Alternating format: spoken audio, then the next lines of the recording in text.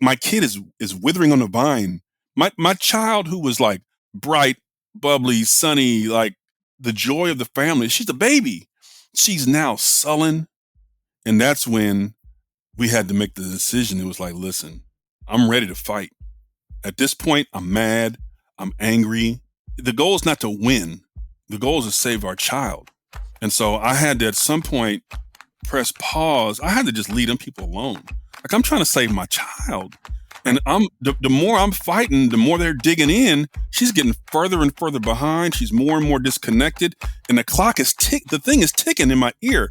And I was like, enough. We're going to focus on saving our child. This is Megan, owner of Dyslexia On Demand. And I'm Eryn, owner of Advocate to Educate. And we are the Don't Call on Me podcast. We are here to talk about dyslexia, to remove the stigma, to hear what families really go through, and to share their stories.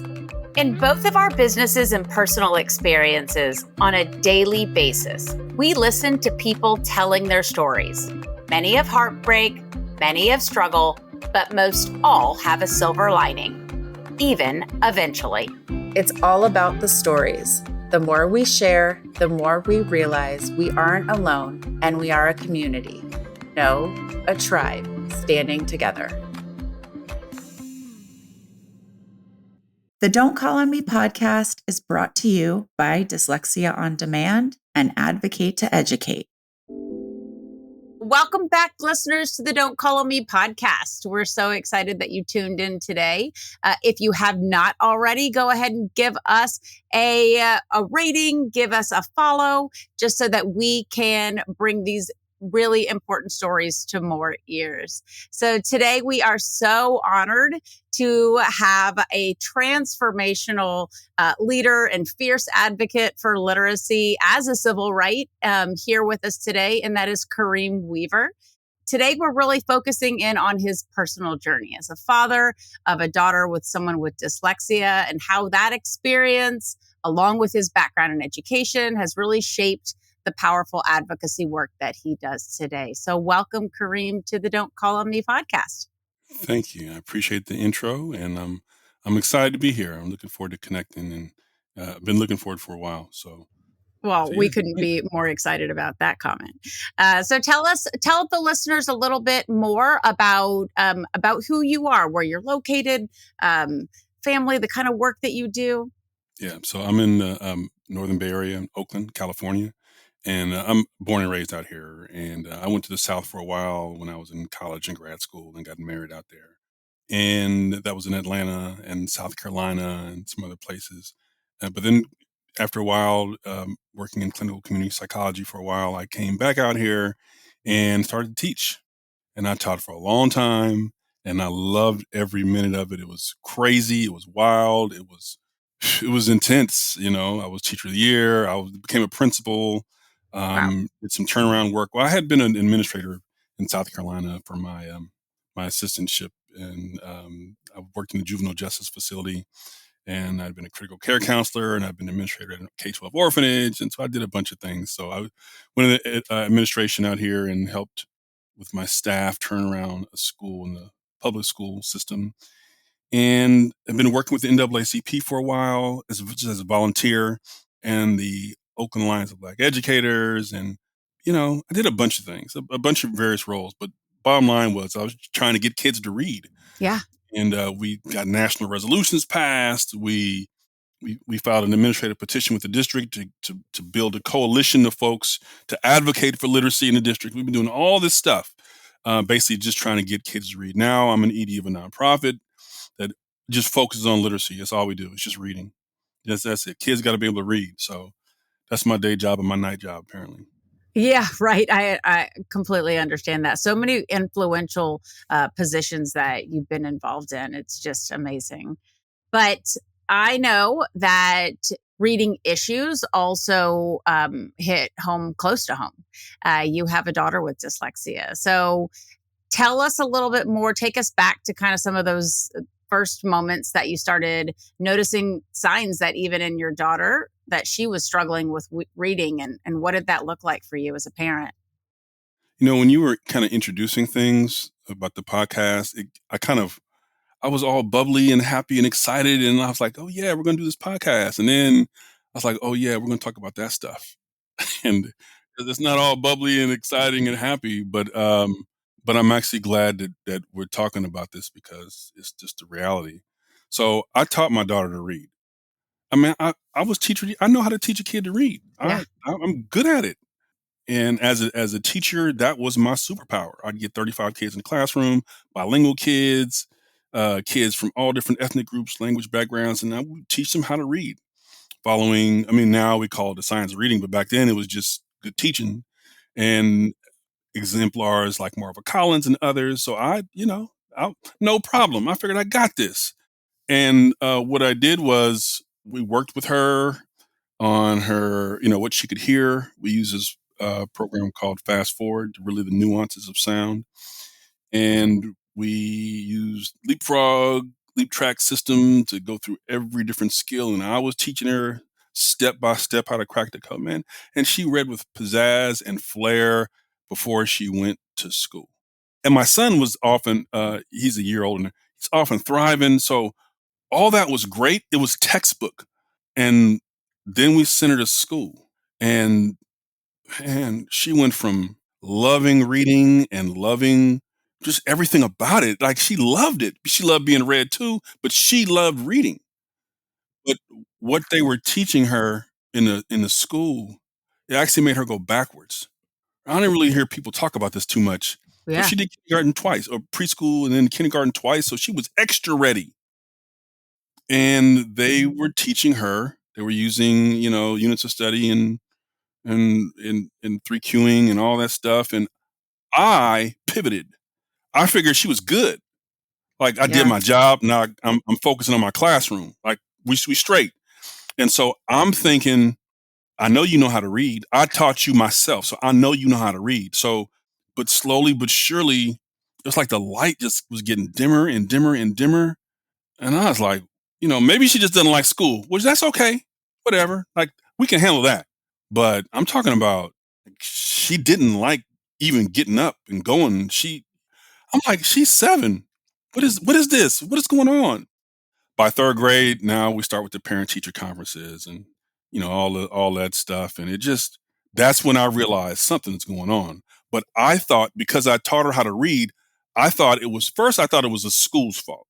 Mm-hmm. You guys are screwing with my child. I'm kind of, this is the youngest child in the family. So, a little extra protective. My baby, Yeah. stop messing with my baby, That's right. don't play with me. And I know she can read, so I don't know what y'all talking about. What I quickly realized was that the teacher didn't know what was going on. In fact, I thought she was gaslighting me because she would say things like, oh, everybody loves Margot. She's so sweet. I didn't come up to the school for you to tell me I know my child is sweet. That's not what I'm here for. Mm-hmm. Right? What's the problem? What's going on? And I know she can read. So what are you doing? Or what aren't you like? I was a little bit annoyed. I got to leave. This is a problem. And my wife, we don't need any more problems than we already have. This is an issue. And a lot of marriages break up off this stuff. They do. It's like people don't talk about that, but this is a strain on families. And the fact that she didn't know what she was doing didn't bother me as much as she tried to act like she did know what she was doing. Because if she had just said, I don't really know what's going on, I could have rocked with that. You know what I mean? Like, just tell me you don't know and keep it pushing, and we're going to try to figure this out. Make a long story short, we didn't really find out. It just drug on and on and on. And I never thought about dyslexia. I thought dyslexia is something that you have, and it just means you can't read at all. And I didn't know. Even though I had friends with dyslexia, I didn't have my own kid. I didn't get it. Not realizing that, you can still read. Thank God she had that early support, but it was a grind. So if a teacher gave her 30 minutes of homework, it's taking her an hour and a half. Yep. Multiply that by 5 classes. Yep. And you're in 5th, 6th, 7th grade. And all of a sudden, it's just like, well, screw it then. And my kid's up late at night, 1 a.m, doing homework. We're annoyed. We're frustrated. She's not getting sleep, so she's getting cranky. And it just spirals. By the time she was in 8th grade, eating lunch in the bathroom by herself, hating No. school. Oh, bless her We're heart. like, okay, all right, what is going on here? So that's when we're like, maybe it's the school system. They won't test her. They're giving us a runaround there. It's always an excuse. So let's get her out of the public system. That was the thinking. Maybe it's the public system. In a private school, they don't know. No. The only difference is a private school you're paying, so That's they got right. at least listen to you. Yeah, Right? and they actually have less support, unfortunately, in many of them, right? I can't Yeah. speak for every single one of them. I was just going to say, because I get this question a lot, like, what private school should we put our kids in?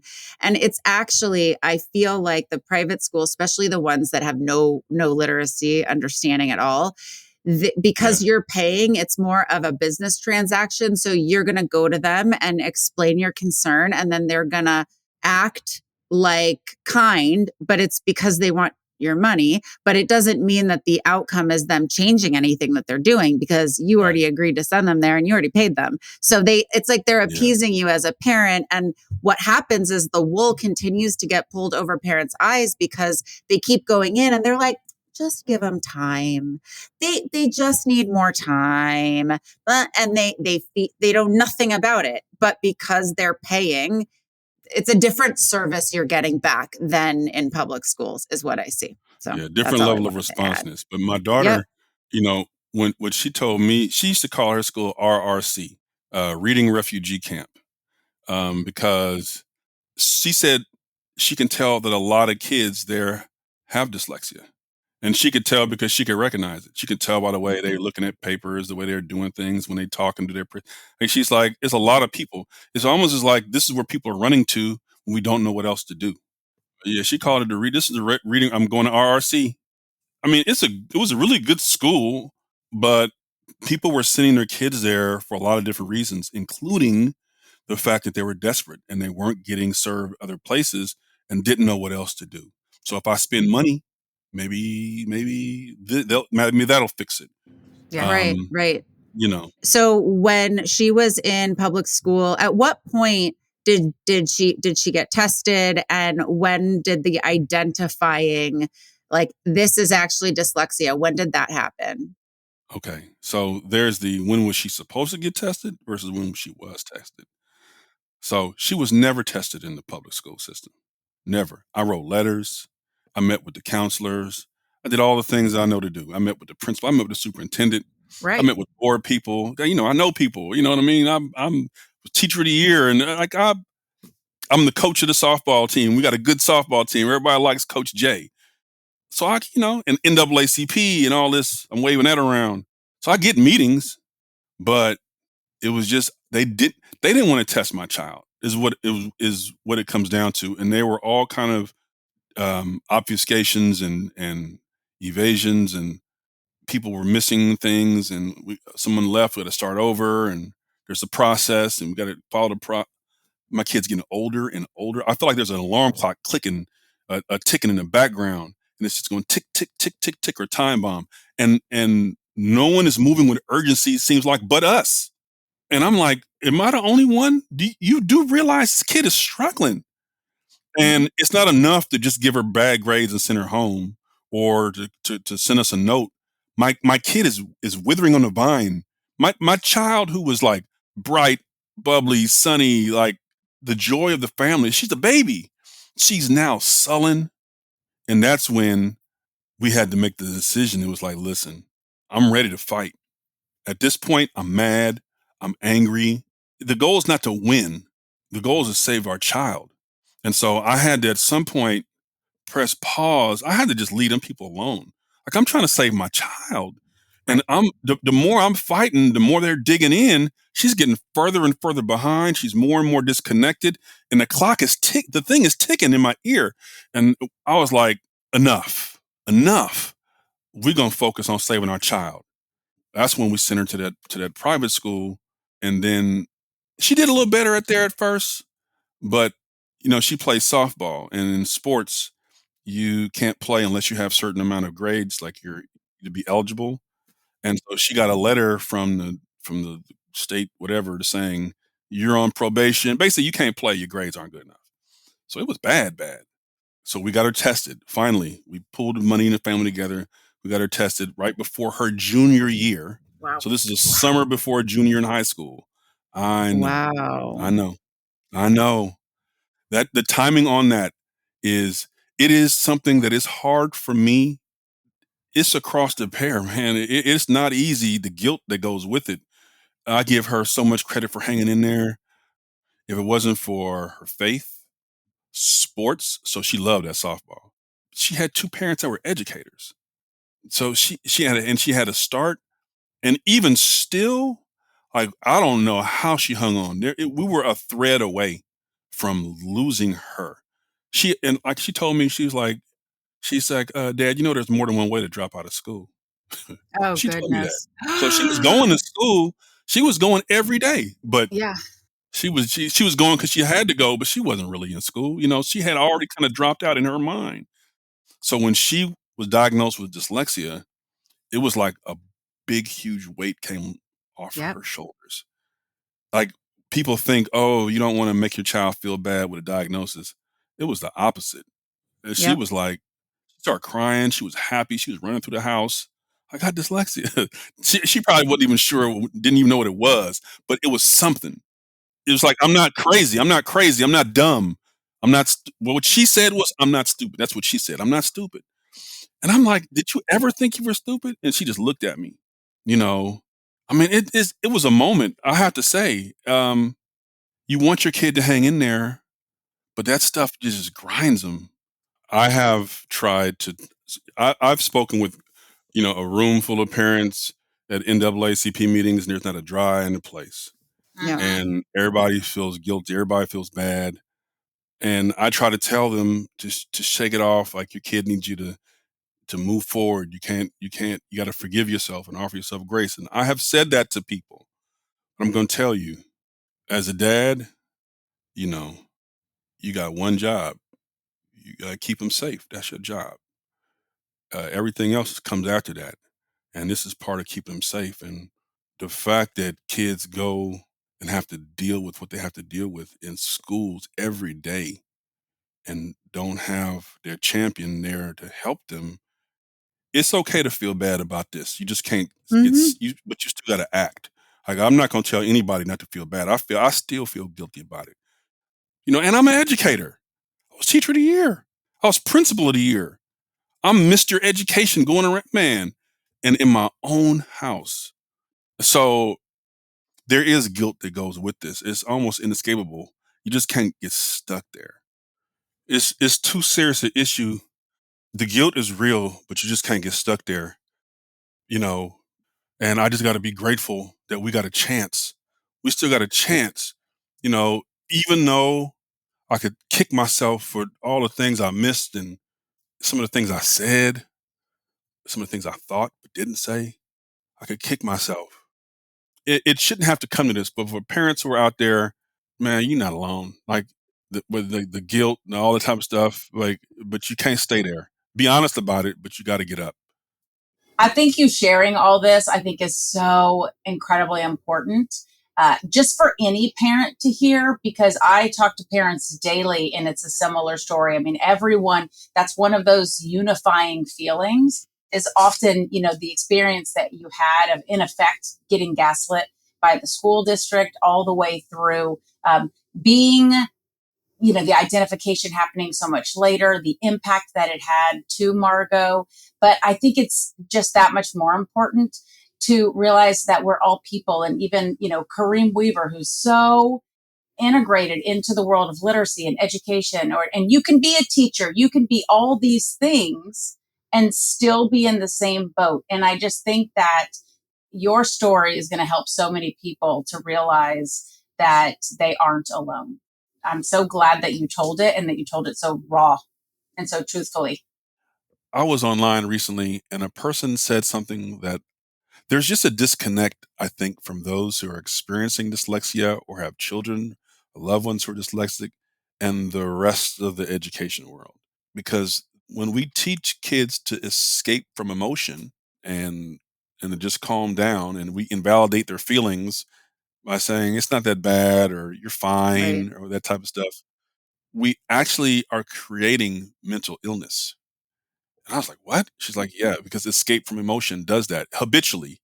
And she put that online, and I saw a person responded. This is a teacher, and the teacher said, nothing creates mental illness.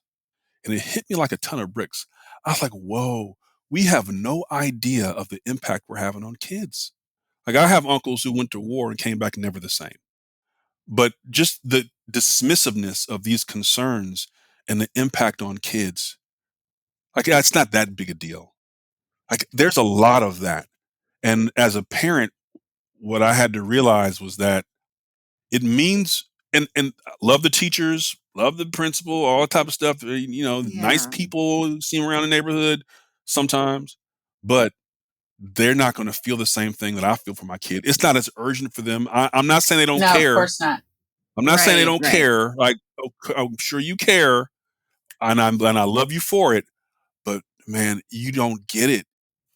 Parents just have to understand that you can't spend too much time trying to get people to feel what you feel and understand this and that. You just need to get them to do some things. They're never going to get it. They're not. They don't have your child. They may not be dyslexic. They may not know anybody who's dyslexic, or they don't think they do. So they have no idea.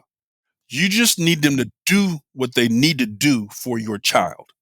And otherwise we get caught up in the I need you to feel this. They're not going to feel it. Yeah, They're just not. no, they're not. And I want to bring up something where when we're talking about advocating for our kids, I just want to be very clear that we need to advocate for their reading, writing, and spelling abilities. And we're just talking about dyslexia because even for my own child, we've had him in intervention since he was very small. And recently, while dealing with the school and a potential IEP, I was asked, well, like, why do you want, like, what's the big deal about spelling? Like, they're going to use computers anyways. And my child's going into second grade. And it was, had I been a parent that knew nothing, maybe I would have thought, well, you're right. They are going to just end up using the Chromebook or whatever. And then as the parent of my child, I was like, then because it's my own kid and I'm trying to advocate for my own kid like a dodo instead of bringing a collie with me. But I am thinking, yeah, I'm not a good speller. I'm negotiating with my own values when he has a right to learn how to spell. That is his right being in Wow. school. So do not tell me that spelling is not important anymore because you're not a good speller. Because that's kind of, it was like, well, you've shared with me you're not a good speller and I can't spell. So like, and I look at us now. So it's fine. I'm like, what? He's 7. But 7. that is an attitude that is happening at the elementary level. I can say because I'm in Texas, and that is something that I'm seeing also.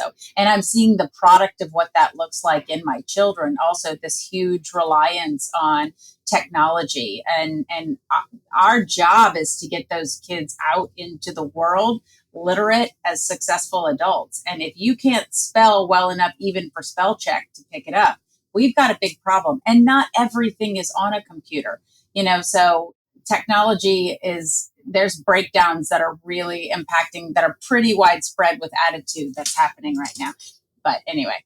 I want to add a point to that. You were talking about, a non-public school, and in California, just for our listeners, if the current school you're in public school is not working, the district's liable to send the child to a non-public school, which is still a public school, but it just, a lot of them specialize in certain things. But with that, a lot of times parents are signing on the dotted line saying this is confidential. That's right. What the resolution That's is, right. it's confidential. So unfortunately, the system is so it is so twisted because it puts parents in a position to say, okay, I'm going to fight for my kid. I'm going to fight for my kid. I'm going to get a lawyer. I'm going to get an advocate, whatever. We come up with this solution, and then they're like holding it over their head that they have to keep it a secret in order to literally, That's right. it's an exchange of money. So it really is a catch-22. I recently was looking, or I don't know where I found this information around settlement agreements and putting together a coalition to figure out how to get settlement agreements to be public record, because of the fact that parents don't know how they don't know anything about non-public schools. When I bring it up to them, they're like, what are you talking about? Is that a private school? That's Because right. the school, it costs them money. They're not going to say that. Yeah. They're not going to utter the words unless the child is going to hurt themselves. And even then, whatever, hurt somebody at school, God forbid. Still, how many offenses have to happen? How many kids or teachers threatened and all that, right? The extreme that the extreme trauma that the family has to endure to finally saying, okay, well, maybe we should look into this non-public school. And unfortunately, the non-public schools, they're not that strong either, because the way the funding is of those non-public schools. So this is something that bothers me so much. And I wish more parents, after the settlement agreement was done and over with, meaning the statute of limitation had ended and it's years later, whatever it is, to get that information out so others can, or so that others can benefit from it. Because if not, we are gatekeeping solutions. And it's like the people that have the means to hire an attorney or to work with an That's advocate. Right. And it's a broken system. And that's why we keep getting in this cycle, because there's still this idea that if it costs us money, we better not say anything. And also, we will go to great lengths and spend all of our attorney's fees trying to defend our side, which is blatantly wrong. Yet we'll just spend the time defending the district's position when it's absolutely ridiculous, because they'd rather look a certain way than actually solve the problems. So your listeners are getting a behind the scenes look at what's really going on right now. This is a part of the game that people don't talk about. This is the real deal right here. You're talking about tuition ranging anywhere from $25,000 to $75,000 a year on the district's dime. And it's happening all through the city. And this is common. And yes, you were told, if you want this, you got to sign this NDA or non-disclosure agreement. That's part of the deal. So first of all, I'm not going to begrudge anybody from taking that deal. You're a parent. Like I said, you got to save your child. You got to save your child. So I'm not going to begrudge you doing that at all. I'm not going to judge you. Do what you got to do. Save your child. Having said that, and education attorneys, like, they're worth it. I will tell parents, when you go to have those meetings for your goals to see if the kid's meeting the goals and your IEP and all that stuff, that is a legal process. That's a federal. It's not a game. The documentation needs to be there. You got to track those progress to goals, because if they're not meeting the goals, and do not let them give you baby goals for your kid. They should be goals that are developmentally appropriate towards being independent when they graduate. Well, Right. I will say this, people should know as well. There was a recent court case in federal court that was resolved and then appealed and upheld on appeal. It's Williams A versus Clarksville Montgomery County School System. This is in Tennessee. And a dyslexic kid graduated from high school, 3.4 GPA, but couldn't read. And his parents filed a complaint under IDEA. And they said that the school didn't provide him with, FAPE, free and appropriate public education. They had developed this plan and the goals, language therapy, one-on-one instruction, but there was no progress in reading, throughout middle and high school. They won, and basically, what the court said was, it's not enough to just meet the goals. Meeting the goals are not enough. This is very important. Those goals have to make reasonable progress toward that young person being able to survive in society.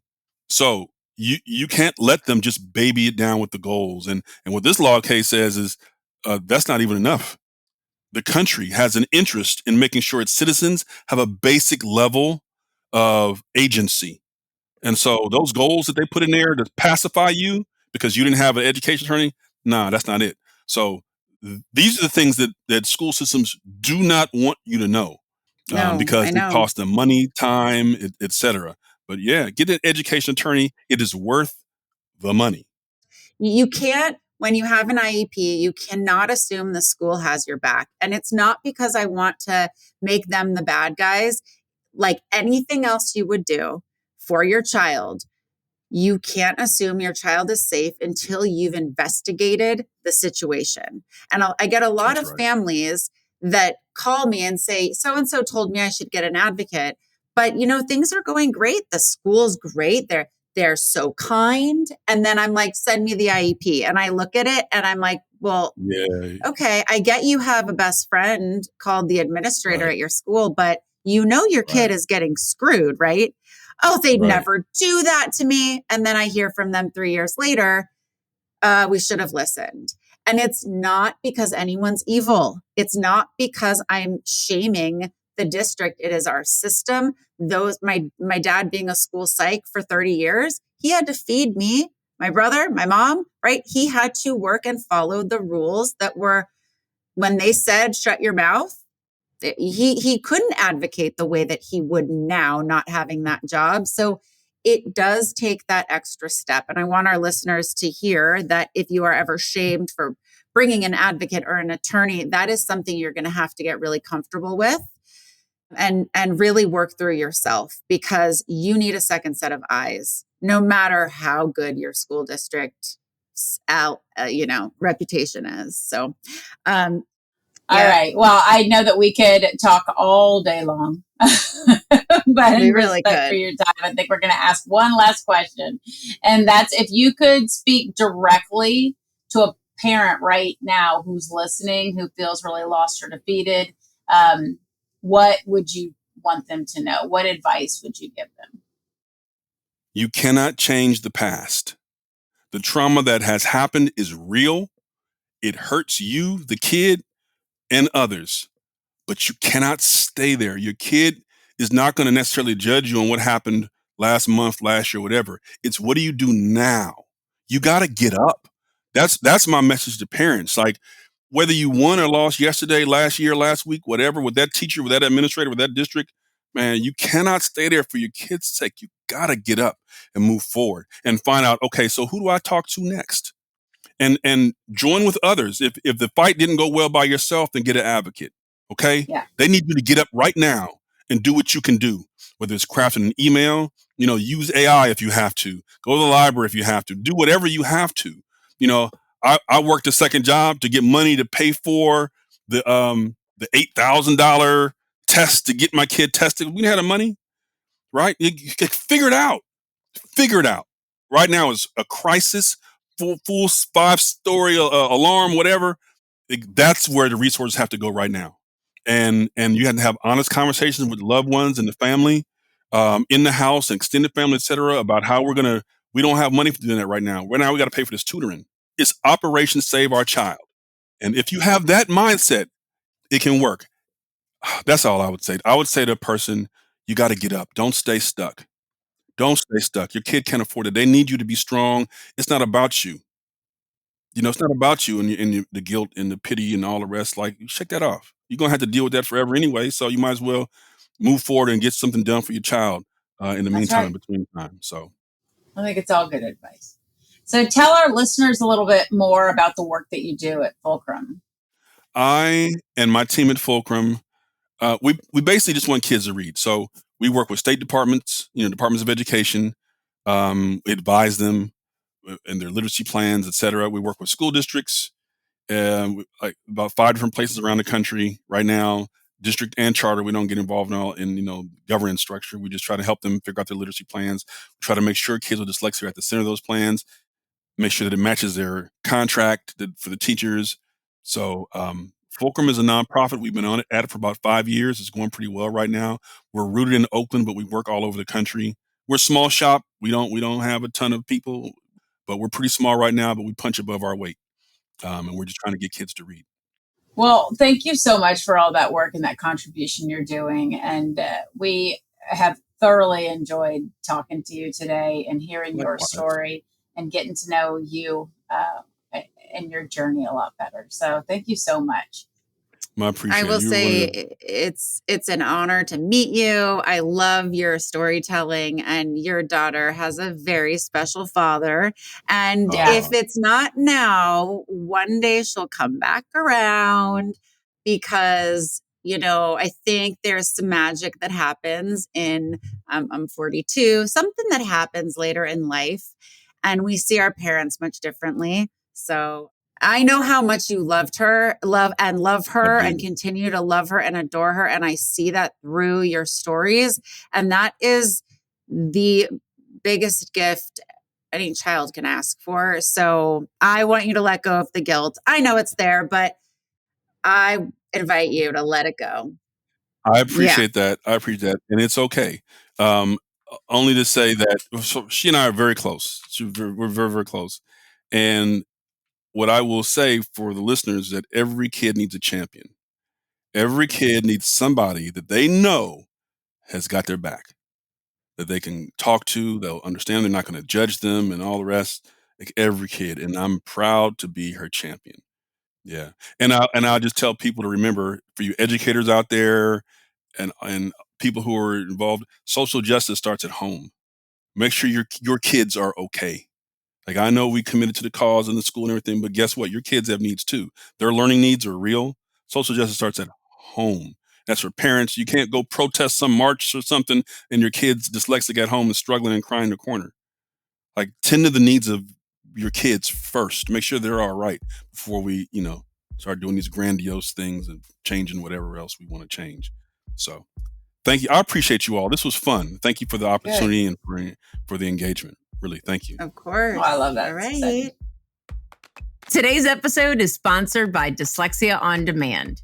Dyslexia On Demand uses only the highest trained dyslexia therapists, and it's all one-on-one and individualized to your child's needs. The best part is that it doesn't matter where you're located because it's all virtual. Visit us at dyslexiaondemand.com to learn more. Today's episode is sponsored by Advocate to Educate. We help parents navigate through the confusing maze of special education in public schools in California. We support families starting as early as preschool through 12th grade, creating individual education plans to support the specific needs of your unique and amazing child. To learn more, go to our website, advocate2educate.com.